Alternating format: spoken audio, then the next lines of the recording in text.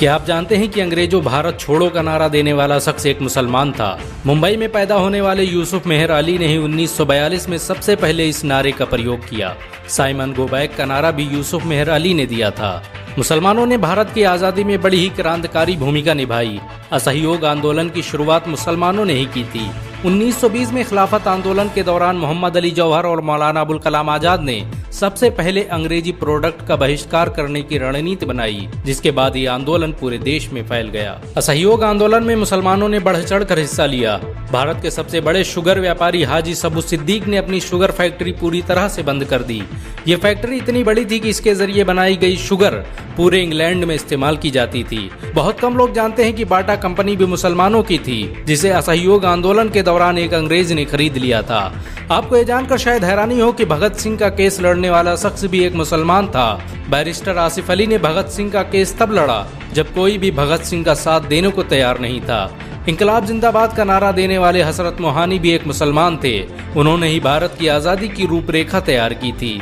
इतिहासकारों के मुताबिक 1857 में होने वाले विद्रोह में 50,000 उलमाओं को फांसी दी गई और लाखों मुसलमान सरेआम कत्ल कर दिए गए। 1857 में दिल्ली से लेकर कलकत्ता की रोड पर ऐसा कोई पेड़ नहीं था जिस पर मुस्लिम उलमाओं की लाशें न टंगी हो। मुसलमानों ने ही भारत की आज़ादी के लिए पहली जंग लड़ी। मैसूर के सुल्तान हैदर अली और उसके बेटी टीपू भारत की आज़ादी के लिए शहीद होने वाले पहले शासक थे। मशहूर क्रांतिकारी अशफाकुल्लाह खान सबसे कम उम्र में फांसी पाने वाले भारत के पहले व्यक्ति थे। बहुत कम लोग जानते हैं कि जय हिंद का नारा एक मुसलमान आबिद हसन सफानी ने दिया था।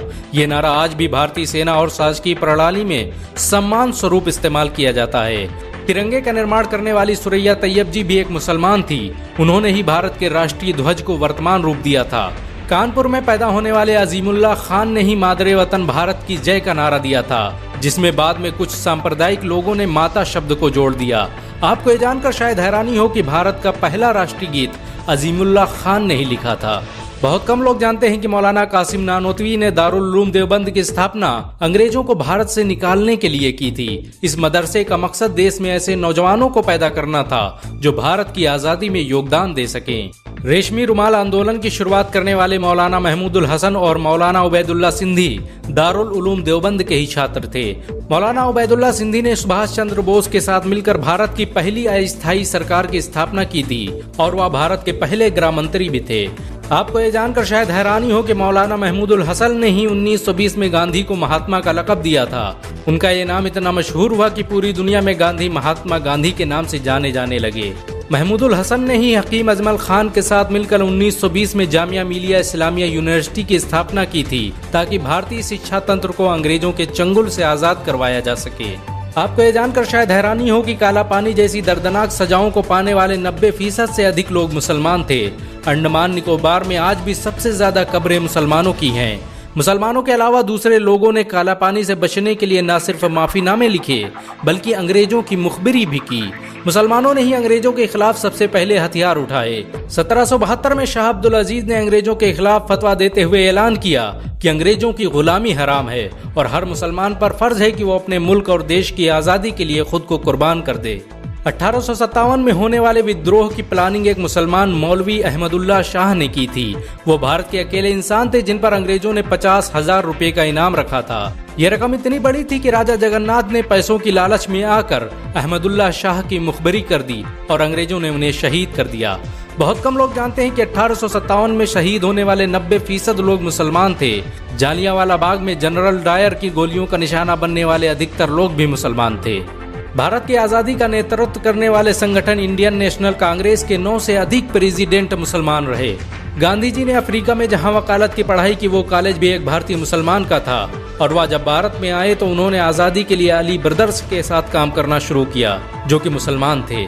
बहुत कम लोग जानते हैं कि 1921 में केरल के मुसलमानों द्वारा अंग्रेजों के खिलाफ लड़ी गई जंग में 3,000 से अधिक मुसलमान शहीद हुए थे और 50,000 मुसलमानों के जेल में कैद कर दिया गया था। ये आंदोलन मोपला मुस्लिम आंदोलन के नाम से जाना जाता है। 1942 में शुरू हुए भारत छोड़ो आंदोलन की रूपरेखा मौलाना अबुल कलाम आजाद ने तैयार की थी। संविधान निर्माता डॉक्टर भीमराव अम्बेडकर को पहचान दिलाने में मुसलमानों का बड़ा योगदान रहा है। 1946 में जब भीमराव अंबेडकर दलित होने की वजह से इलेक्शन हार गए तो बंगाल मुस्लिम लीग ने उन्हें मुस्लिम इलाके से इलेक्शन लड़ने की दावत दी। इस तरह भीमराव अंबेडकर संविधान सभा का हिस्सा बन सके। अगर मुसलमान भीमराव अंबेडकर को इलेक्शन न जिताते तो उन्हें कभी भारत के संविधान को लिखने का मौका न मिलता। भारत की आजादी के लिए सबसे ज्यादा लेख, शायरी, गीत और किताबें मुसलमानों ने ही लिखी। अल्लामा इकबाल के जरिए लिखा गया सारे जहां से अच्छा आज पूरे भारत में गाया जाता है। आपको ये जानकर शायद हैरानी होगी कि देश के लिए शहीद होने वाला पहला पत्रकार मौलाना मीर बाकर एक मुसलमान था। भारत की आजादी के लिए मुस्लिम राजाओं और महाराजाओं ने अपने खजाने खोल दिए। कोलकाता के हाजी उस्मान सईद ने अपना सब कुछ भारत की आजादी के लिए कुर्बान कर दिया।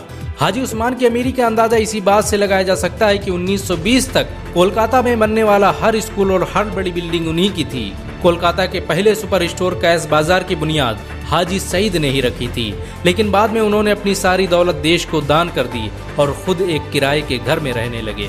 अमीर हमजा और अब्दुल हबीब यूसुफ मरफानी जैसे मुसलमानों ने अपनी अरबों रुपये की संपत्ति देश की आज़ादी के लिए कुर्बान कर दी। सुभाष चंद्र बोस द्वारा अफगानिस्तान में स्थापित की गई सरकार में 9 में से 5 मंत्री मुसलमान थे।